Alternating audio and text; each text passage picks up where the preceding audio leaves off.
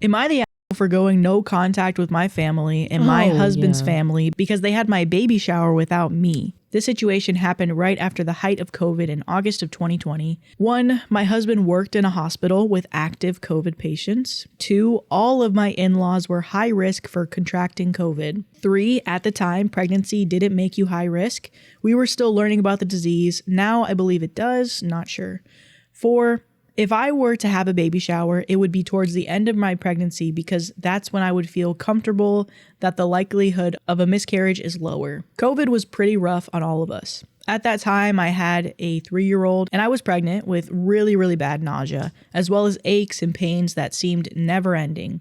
The nausea didn't even go away with medication.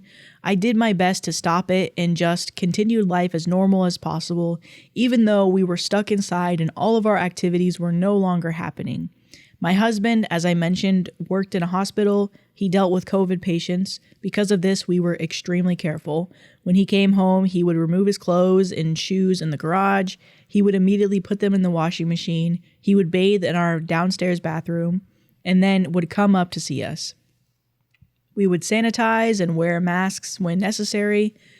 Basically, we followed protocols that were told to us at the time. My in-laws, however, had different plans, which they are entitled to.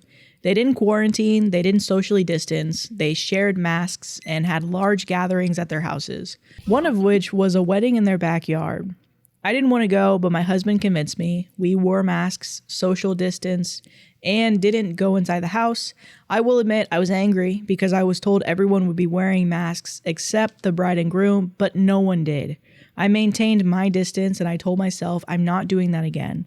It was obvious that I was trying to stay safe, my husband included. It's very hard to keep a 3-year-old away from the people he loved, and I sincerely was doing it for their benefit, knowing that we were the ones who could contract it, since my husband worked in healthcare, and could give it to his family.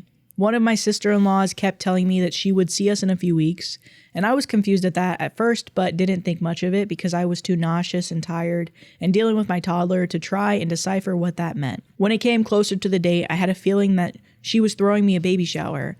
However, I'm not a baby shower person. I don't mind if other people have them, I just don't like them for myself. I had one for my first kid, and I told my mom and sister-in-law explicitly that I am only doing this for you and because this is the first grandchild on both sides. They knew this before my first baby shower, and they definitely knew this while planning this one. My husband has since told me that he told them I wouldn't like it. Because of this feeling, I texted my sister-in-law a few days before the date. She told me,